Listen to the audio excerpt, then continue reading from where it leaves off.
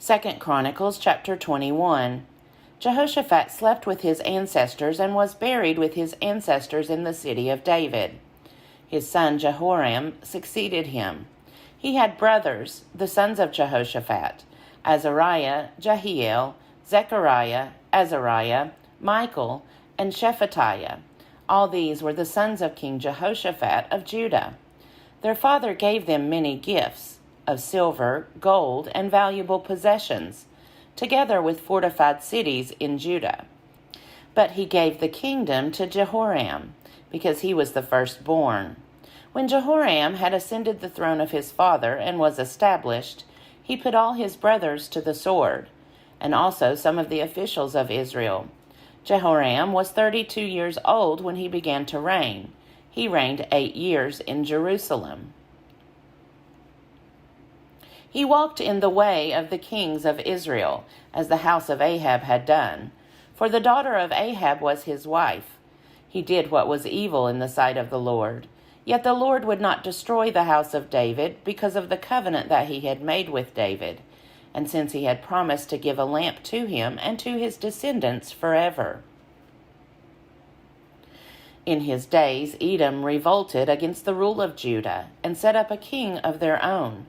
Then Jehoram crossed over with his commanders and all his chariots.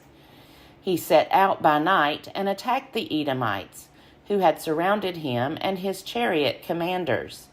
So Edom has been in revolt against the rule of Judah to this day. At that time Libnah also revolted against his rule, because he had forsaken the Lord, the God of his ancestors.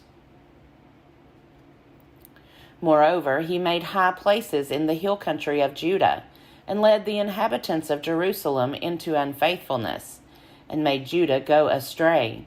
A letter came to him from the prophet Elijah, saying, "Thus says the Lord, the God of your father David, because you have not walked in the ways of your father Jehoshaphat, or in the ways of King Asa of Judah, but have walked in the way of the kings of Israel, and have led Judah and the inhabitants of Jerusalem into unfaithfulness, as the house of Ahab led Israel into unfaithfulness, and because you also have killed your brothers, members of your father's house, who were better than yourself.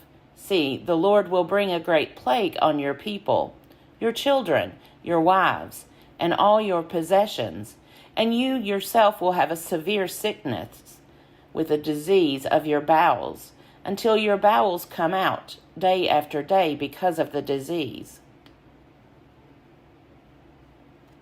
The Lord aroused against Jehoram the anger of the Philistines and of the Arabs who are near the Ethiopians. They came up against Judah, invaded it, and carried away all the possessions they found that belonged to the king's house, along with his sons and his wives, so that no son was left to him except Jehoahaz, his youngest son. After all this, the Lord struck him in his bowels with an incurable disease. In course of time, at the end of 2 years, his bowels came out because of the disease, and he died in great agony. His people made no fire in his honor, like the fires made for his ancestors. He was 32 years old when he began to reign. He reigned 8 years in Jerusalem. He departed with no one's regret. They buried him in the city of David, but not in the tombs of the kings. 2 Chronicles chapter 22.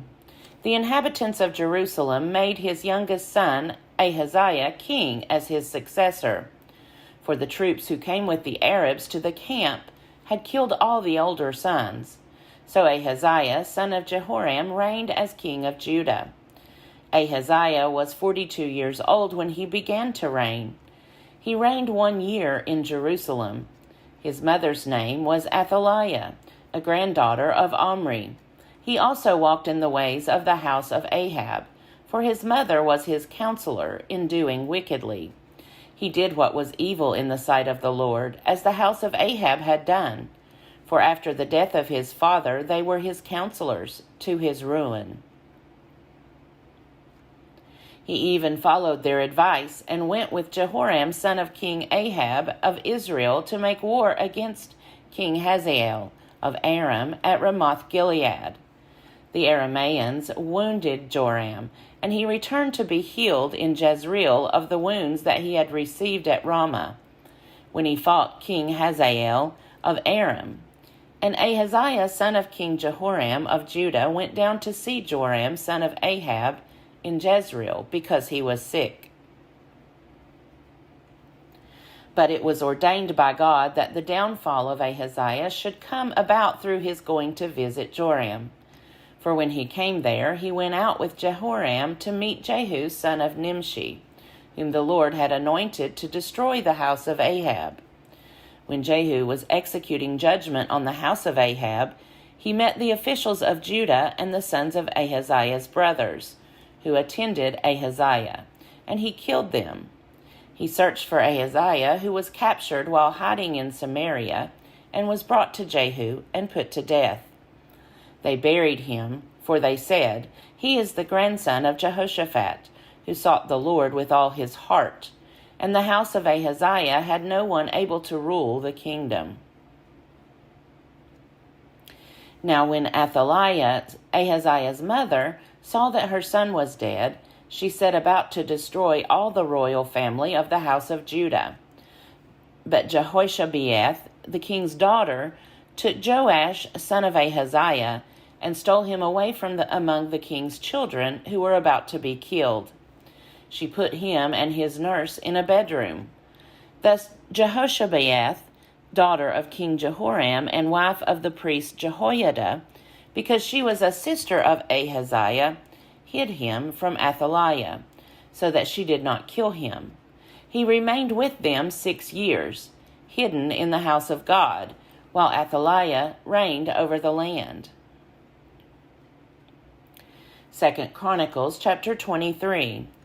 But in the 7th year Jehoiada took courage, and entered into a compact with the commanders of the hundreds, Azariah son of Jeroham, Ishmael son of Jehohanan, Azariah son of Obed, Maaseiah son of Adiah, and Elishaphat son of Zichri. They went around through Judah and gathered the Levites from all the towns of Judah, and the heads of families of Israel, and they came to Jerusalem. Then the whole assembly made a covenant with the king in the house of God. Jehoiada said to them, "Here is the king's son.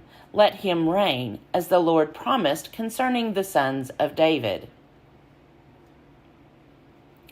This is what you are to do. 1/3 of you, priests and Levites, who come on duty on the Sabbath, shall be gatekeepers.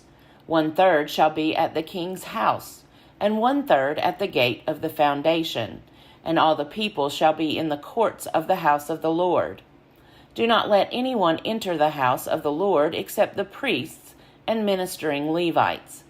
They may enter, for they are holy, but all the other people shall observe the instructions of the Lord. The Levites shall surround the king, each with his weapons in his hand, and whoever enters the house shall be killed.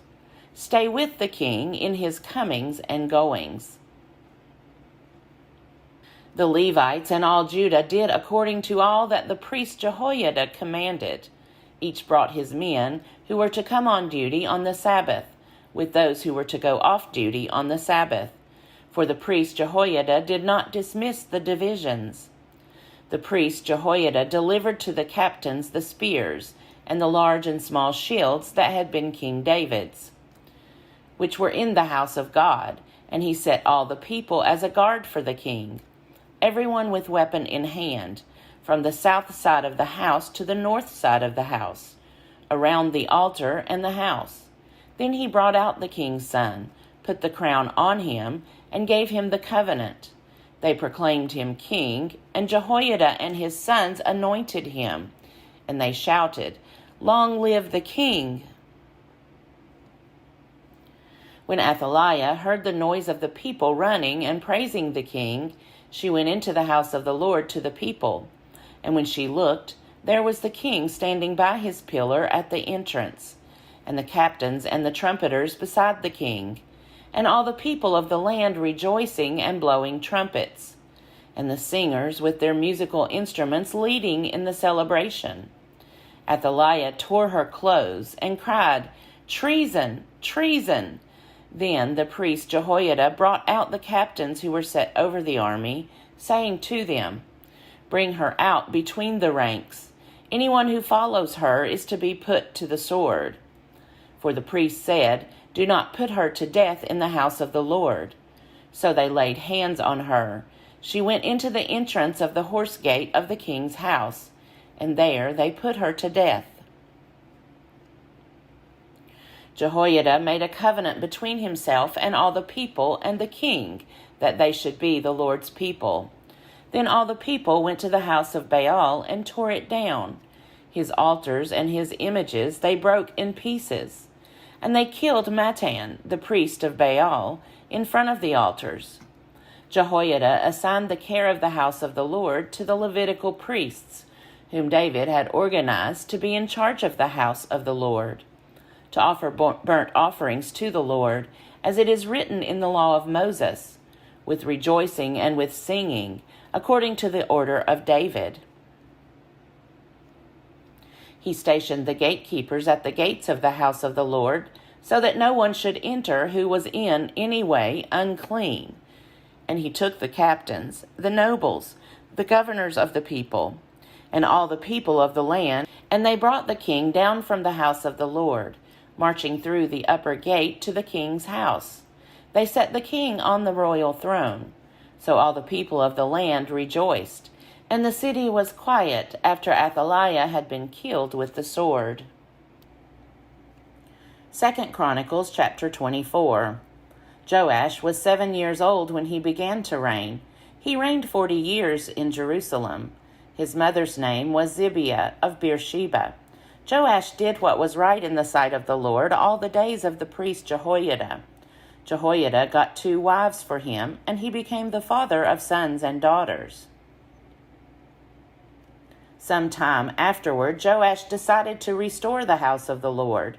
He assembled the priests and the Levites and said to them, "Go out to the cities of Judah and gather money from all Israel to repair the house of your God, year by year, and see that you act quickly." But the Levites did not act quickly. So the king summoned Jehoiada the chief and said to him, "Why have you not required the Levites to bring in from Judah and Jerusalem the tax levied by Moses, the servant of the Lord, on the congregation of Israel for the tent of the covenant?" For the children of Athaliah, that wicked woman, had broken into the house of God and had even used all the dedicated things of the house of the Lord for the Baals. So the king gave command, and they made a chest and set it outside the gate of the house of the Lord. A proclamation was made throughout Judah and Jerusalem to bring in for the Lord the tax that Moses, the servant of God, laid on all Israel in the wilderness. All the leaders and all the people rejoiced and brought their tax and dropped it into the chest until it was full. Whenever the chest was brought to the king's officers by the Levites, when they saw that there was a large amount of money in it, the king's secretary and the officer of the chief priest would come and empty the chest and take it and return it to its place. So they did day after day and collected money in abundance. The king and Jehoiada gave it to those who had charge of the work of the house of the Lord, and they hired masons and carpenters to restore the house of the Lord, and also workers in iron and bronze to repair the house of the Lord. So those who were engaged in the work labored, and the repairing went forward at their hands. And they restored the house of God to its proper condition and strengthened it.